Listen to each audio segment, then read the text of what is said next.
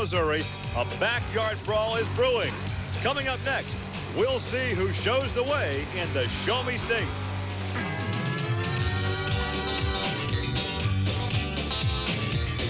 This is Trucks and Tractor Power, featuring the all-stars of the Penda Monster Truck Thunder Drag Series.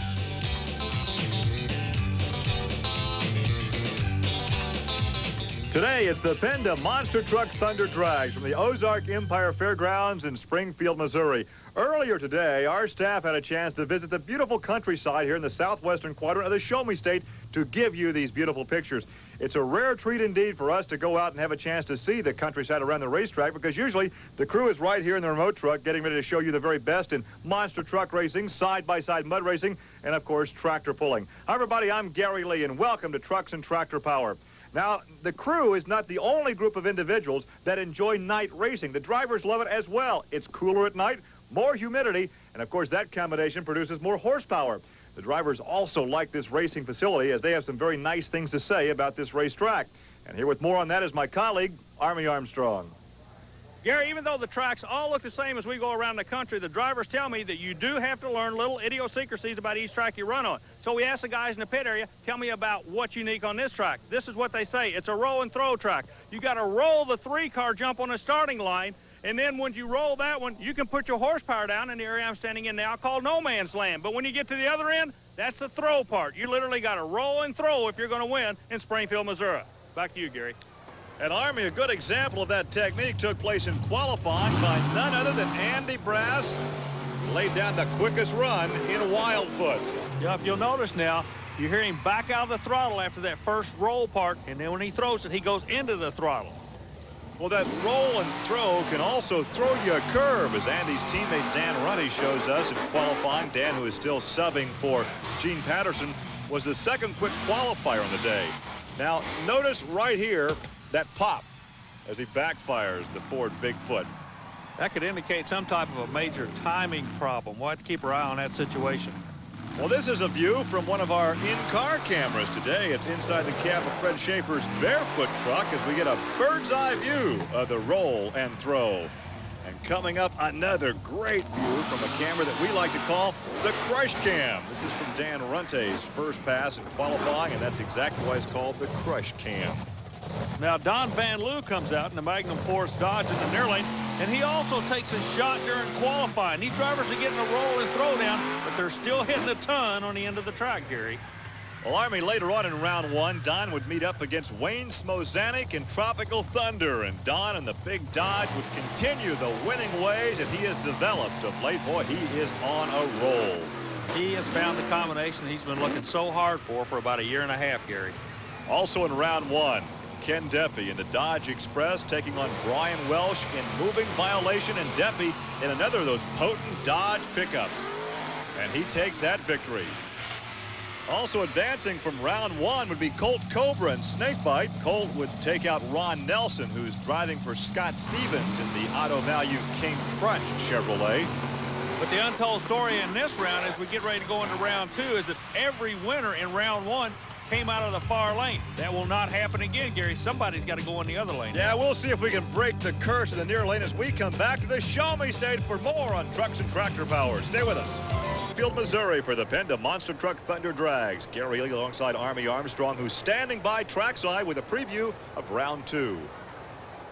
Gary, we just noticed something interesting as we're getting ready to go into the next round of competition. It's a little 3-on-3, and believe me, Detroit, Michigan is going to be watching this one, because the old saying, you win on Sunday, you sell on Monday. Well, that's where we are right now. But the 3-on-3 I was talking about, if you look over my left shoulder, 3 Ford trucks. You look over my right shoulder, 3 Dodge trucks. This is what's going down in the second round. Them guys are going against them guys. Back to you, Gary. Okay, Chevrolet, are you watching as we take a look at the pairings here? Wildfoot against Magnum Force, Dodge Express and Barefoot, and Snakebite will take on Bigfoot. 3 Dodges and 3 Fords. So this should be a very interesting shootout here in Springfield, Missouri. Well, Don Van Loo pulls up in Magnum Force representing the Dodge camp. And he'll go up against the Ford camp's Wildfoot with Andy Brass. Gary, this is the reason that qualifying is so important, because you always go back to your previous round, whether it be a round of elimination or a round in qualifying for lane choice. If you're quicker than me, you get lane choice. Andy the Man Brass is quicker than the Dodge, so where is he going? Far lane. Well, we'll go back to round 1 now as he took out Mark Hall in the Executioner. Look what lane he's in. Now he's in that far lane. Andy's building a nest over there, and I don't blame him a bit. And look at the suspension travel on that Wildfoot Ford. What a work of art as we take a look at Don Van Loo out of Jefferson City, Missouri. Not really that far from St. Louis, where Andy's from. Oh, and this is the community that has so many monster truck drivers there. I think there are like 9 trucks based out of Jeff City, but right now he's got his heart, mind, and everything full of a big Ford called Wildfoot. He knows he's got a handicap lane. Well, with the handicap lane, he takes the truck over the crush cam, and Andy Brass takes the victory in the Ford. So the Ford advances, and we'll have to wait and see if by chance Don Van Loo would be the fast loser, that he also could advance.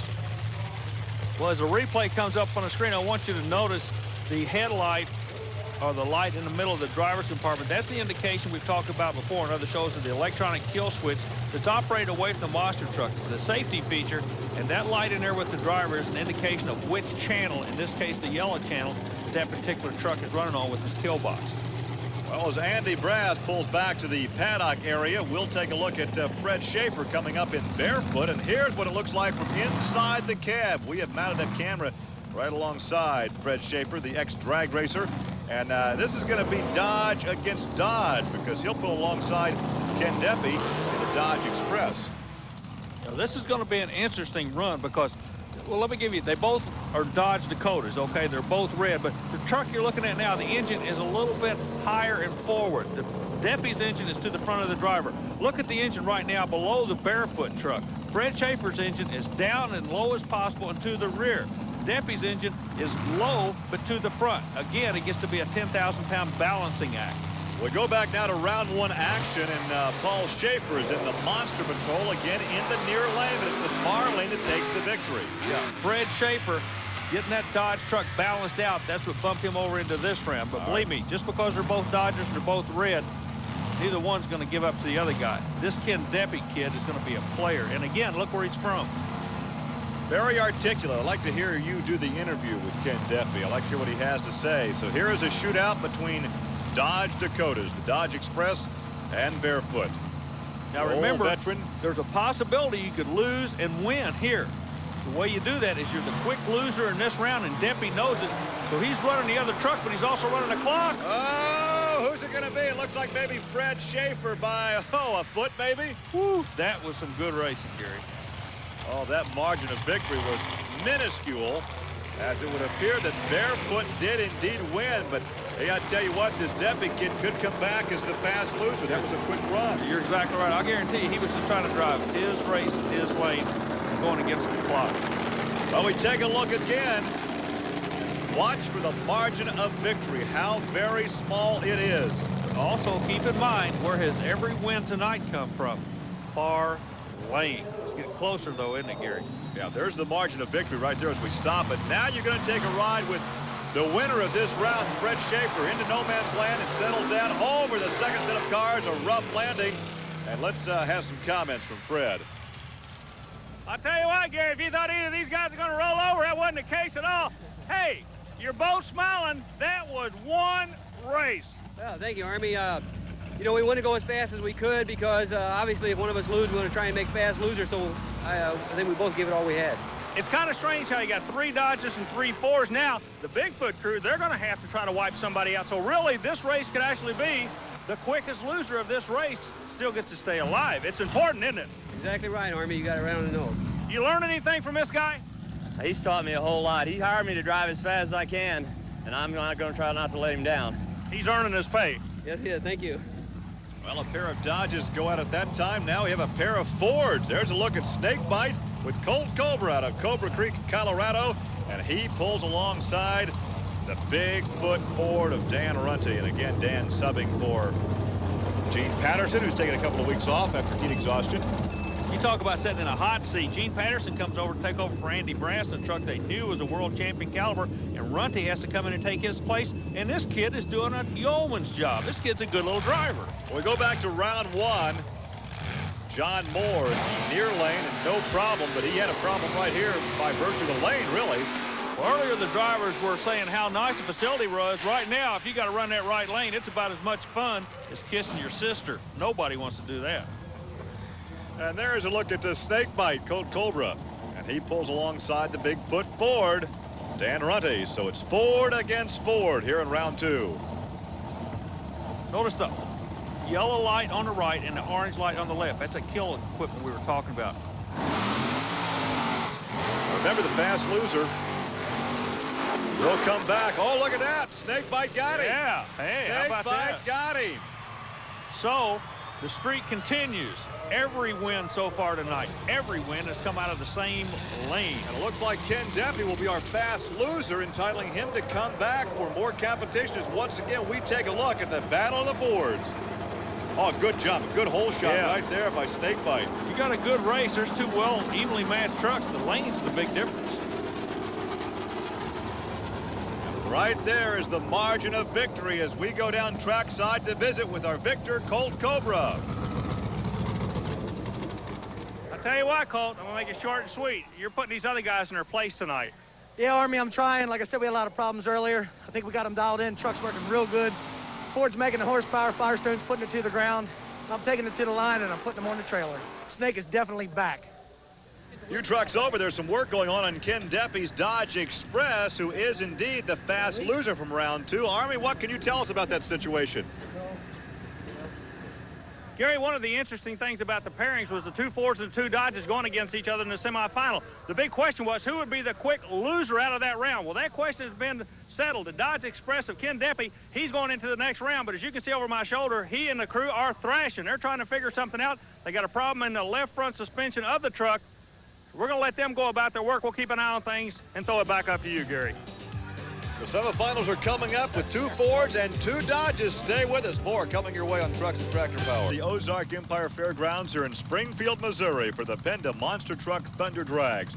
This event is put on by the same group that brings you the four-wheel and off-road jamborees. And Army, as you know, those jamborees feature a host of great participant and spectator activities, as well as the great racing you see right here on Trucks and Tractor Power.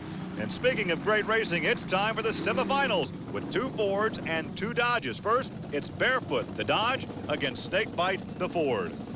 Well, this is what the people buy the tickets to see. These guys are starting to develop followings. People are starting to pull for them, whether you like one or the other, your manufacturer, personalities, or what have you. But when it comes down to this point in time, it's just a four-way shootout, Gary.